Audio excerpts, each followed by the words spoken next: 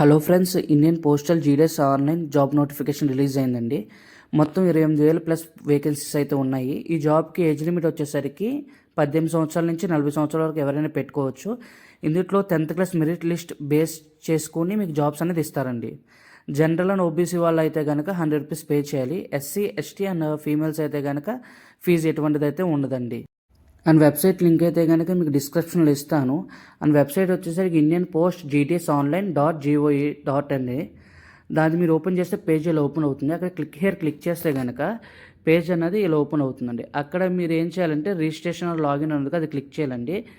ఈ page open అవుతుంది. Next page దాని కింద మీరు న్యూ రిజిస్ట్రేషన్ క్లిక్ చేయాలి సార్. మీరు రిజిస్ట్రేషన్ క్లిక్ చేస్తే కనుక అక్కడ మీకు కాంటాక్ట్ డీటెయిల్స్ ఇన్ఫర్మేషన్ అడుగుతుంది. అక్కడ మీ నెంబర్ ఇచ్చి సెండ్ ఓటీపీ అని కొడితే కనుక మీకు ఓటీపీ అనేది వస్తుందండి.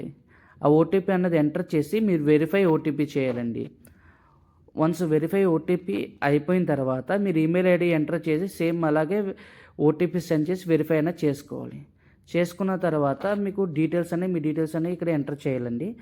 ఫస్ట్ అప్లికెంట్ నేమ్, ఎవరైతే జాబ్ కోసం పెట్టుకుంటున్నారో వాళ్ళ పేరు అండ్ వాళ్ళ డేట్ ఆఫ్ బర్త్ కూడా కన్ఫామ్గా ఇవ్వాలండి. అండ్ యాజ్ వెల్ యాజ్ వాళ్ళ ఏ జెండర్, మెయిల్ అయితే మెయిల్ లేదా ఫీమేల్ అయితే ఫీమేల్ అనేది ఇవ్వాలండి. సేమ్ నేను ఎలా ఇస్తున్నానో అలాగే మీరు ఇవ్వండి. ఆ తర్వాత మీరు ఫాదర్ నేమ్ అనేది కన్ఫామ్గా ఇవ్వాలి సార్. అక్కడ మీకు గార్డియన్ కానీ ఫాదర్ నేమ్ మీకు ఎవరైతే ఉన్నారో వాళ్ళ నేమ్ అనేది ఇక్కడ కన్ఫామ్గా మెన్షన్ చేయాలి. ఫాదర్ నేమ్ అయితే నేను మెన్షన్ చేస్తున్నాను. అండ్ మదర్ నేమ్ మీ ఇష్టం అండి. మీరు మెన్షన్ చేస్తే చేయొచ్చు, లేదు అది మీ ఇష్టం అండి. నేనైతే మదర్ నేమ్ కూడా మెన్షన్ చేస్తున్నాను. అండ్ కమ్యూనిటీ వచ్చేసరికి ఇక్కడ మీరు ఏ కమ్యూనిటీ అయితే ఆ కమ్యూనిటీ పెట్టుకోవచ్చు. ఎస్సీ అయితే ఎస్సీ, ఓసీ అయితే ఓసీ అండ్ బీసీ అయితే బీసీ అండి. నేను ఓబీసీ కాబట్టి ఓబీసీ అనేది పెడుతున్నాను. అండ్ కంప్లీట్ రిజిస్ట్రేషన్ అనేది కంప్లీట్ చేయాలండి. మొత్తం ఒకసారి చెక్ చేసుకుని మీరు కంప్లీట్ అనేది చేయండి. వన్స్ కంప్లీట్ అయిన తర్వాత మీకు రిఫరెన్స్ నెంబర్ అనేది వస్తుందండి. అలాగే మీకు ఎస్ఎంఎస్లో రూపంలో రిఫరెన్స్ నెంబరు ప్లస్ పాస్వర్డ్ కూడా వస్తుంది. ఇలాగా నాకు వచ్చినట్టు ఇన్స్టెంట్గా వచ్చేస్తుంది. అప్పుడు మీరు క్యాండిడేట్ లాగిన్ క్లిక్ చేసి అక్కడ మీరు యూజర్ ఐడి దగ్గర ఈ రిఫరెన్స్ నెంబరు అండ్ పాస్వర్డ్ దగ్గర వాళ్ళు ఇచ్చిన పాస్వర్డ్ అని మీరు ఎంటర్ చేయాలండి. సేమ్ నాది ఆల్రెడీ సేవ్ అయిపోయింది కూడా ఆటోమేటిక్గా నేను క్లిక్ చేస్తే ఆటోమేటిక్గా ఎంటర్ అయిపోద్దండి. సేమ్ ఒకసారి చెక్ చేసుకుని ఇలా ఎంటర్ అయిపోయిన తర్వాత ఇలా లోడ్ అవుతుంది. అక్కడ మళ్ళీ ఓటీపీ అనేది అడుగుతుంది. అది మీ మొబైల్ నెంబర్కి అయితే వస్తుంది ఓటీపీ. ఆ ఓటీపీ ఎంటర్ చేసి మీరు వెరిఫై చేసుకోవాలండి. సేమ్ ఇలాగే వెరిఫై చేసుకున్న తర్వాత మీ పేజ్ అనేది మూవ్ అవుతుంది. ఆ పాస్వర్డ్ సేవ్ చేసుకోవద్దండి, ఎగ్జిట్ చేసేయండి. ఎగ్జిట్ చేసిన తర్వాత అక్కడ అప్లై అని ఉంటుంది, అప్లై క్లిక్ చేయండి. అప్లై క్లిక్ చేసి మీరు అక్కడ మీ సర్కిల్ పెట్టుకుంటే కనుక అక్కడ మీ డీటెయిల్స్ అన్నీ వస్తాయండి. ఆల్రెడీ మీ డీటెయిల్స్ అన్నీ ఫుల్ అయిపోయి ఉంటాయి. ఏవైతే మీ డీటెయిల్స్ కొన్ని ఇవ్వలేదో అవి మాత్రం మీరు ఎంటర్ చేసుకోవాలండి. అండ్ వచ్చేసరికి అక్కడ మీరు మ్యారీడ్ అయితే మ్యారీడ్, అన్మ్యారీడ్ అయితే అన్మ్యారీడ్ అండి. ఫిజికల్ హ్యాండిక్యాప్ అయితే ఎస్ అని పెట్టండి, లేదంటే నో అని పెట్టండి. దాని కింద వచ్చేసరికి మీరు జాబ్ ఏదైనా చేస్తున్నారా అని అడుగుతుంది. మీరు జాబ్ చేస్తే చేస్తున్నాను, లేదా నో అంటే నో అని పెట్టండి. అక్కడ ప్రజెంట్ మీరు ఎక్కడైతే ఉన్నారో అడ్రస్ అడుగుతుంది. అడ్రస్ అనేది మీరు టైప్ చేయండి. మా అడ్రస్ అనేది నేను టైప్ చేస్తున్నాను. ఏదైతే ఉందో మాది హౌస్ నెంబర్ 4-84A, అది క్లియర్గా నేను టైప్ చేస్తున్నాను. ఒకసారి టైప్ చేసిన తర్వాత మీకు చెప్తానండి నేను.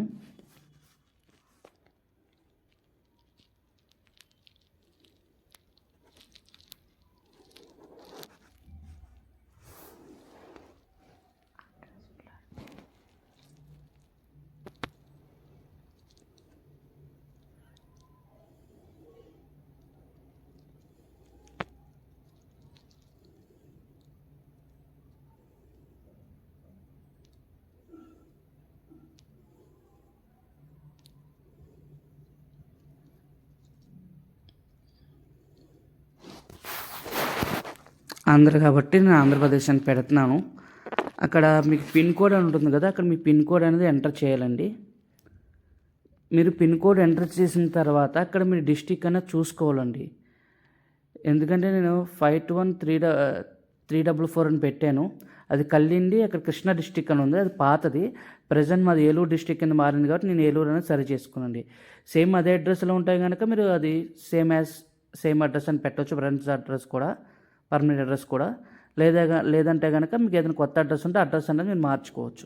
నేటివ్ అడ్రస్ ఏదైనా ఉంటే అక్కడ సర్కిల్ వచ్చేసరికి మీరు ఆంధ్రప్రదేశ్ అని పెట్టుకోవాలండి. అక్కడ వచ్చేసరికి మీకు ఏ ఇయర్లో పాసింగ్ ఇయర్ అని అడుగుతుంది. నా 2012 అది పెట్టాను. దాని తర్వాత మీకు వచ్చేసరికి బోర్డ్ ఆఫ్ 10th క్లాస్ ఏ బోర్డులో పాస్ అయ్యారని అడుగుతుంది. ఒకసారి మీ 10th క్లాస్ సర్టిఫికేట్ చూసి అయితే కనుక మీరు పెట్టుకోండి. నాది 2012 to 19 గ్రేడ్ బ్యాచ్ కాబట్టి నేను అది డైరెక్ట్గా సెలెక్ట్ చేశాను. అక్కడ మీకు 10th క్లాస్ మెమో అని అడుగుతుంది. మీరు మెమో నెంబర్ అయినా ఇవ్వచ్చు, లేదు అంటే కనుక మీ హాల్ టికెట్ నెంబర్ అయినా సరే మీరు అక్కడ ఎంటర్ చేయండి. 10th class hall ticket number. నేనైతే 10th class hall ticket number అయితే నేను ఎంటర్ చేస్తున్నాను. ఎంటర్ చేసిన తర్వాత అక్కడ గ్రేడింగ్ టైప్ అడుగుతుంది. ఒక్క నిమిషం అండి, అదిగో నేను ఎంటర్ చేశాను నెంబర్ ఎంటర్ చేసిన తర్వాత ఇక్కడ మీ గ్రేడ్ టైప్ అడుగుతుంది. నాది పాయింట్స్ కాదు, ఓన్లీ గ్రేడ్ బేస్ కాబట్టి నేను గ్రేడ్ అని పెట్టేస్తున్నాను. ఎప్పుడైతే నేను గ్రేడ్ అని పెట్టానో ఆటోమేటిక్గా అక్కడ మీకు ఏ సబ్జెక్ట్కి ఏ మార్క్స్ అన్నది క్లియర్గా వస్తుందండి. మీరు అక్కడ మెన్షన్ చేయాలి.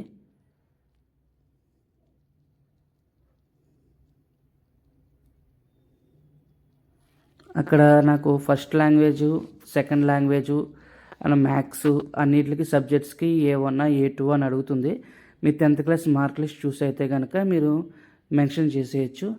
ఆ తర్వాత మొత్తం CGR ఎంత అడుగుతుందంటే మీకు 8.2 అలా వస్తుంది కదా, అది చూసి అక్కడ మీరు ఎంటర్ చేసేయండి.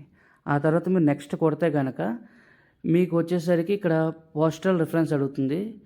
ఇది వచ్చేసరికి ప్రిఫరెన్స్ వచ్చేసరికి మీరు ఏం చేయాలంటే ఆంధ్రప్రదేశ్ కాబట్టి ఆంధ్రప్రదేశ్ పెట్టుకోండి. ఏ స్టేట్ అయితే ఆ స్టేట్ పెట్టుకోండి. ఆ స్టేట్ తర్వాత మీకు వచ్చేసరికి ఇక్కడ సెలెక్ట్ డివిజన్ అడుగుతుంది. నాకు గుడివాడ, మచిలీపట్నం అండ్ ఏలూరు, భీమవరం దగ్గర కాబట్టి నేను 3 సెర్చ్ చేసుకుంటున్నాను. ఫస్ట్ నేను గుడివాడ సెర్చ్ చేశాను. గుడివాడలో మొత్తం చూసుకున్నాను. అట్లో నాకు దగ్గర ఊరు పెద్ద కనపడలేదు. తర్వాత వచ్చేసరికి నేను మచిలీపట్నం అయితే సెర్చ్ చేసుకుంటాను. నేను మచిలీపట్నం లేదా కృష్ణ అనేది ఉంటుంది. ఆ రెండిట్లో ఉదాహరణ సెర్చ్ చేసుకుంటాను. మచిలీపట్నం సెర్చ్ చేసుకున్నాను. ఇందులో చూసుకున్నాను.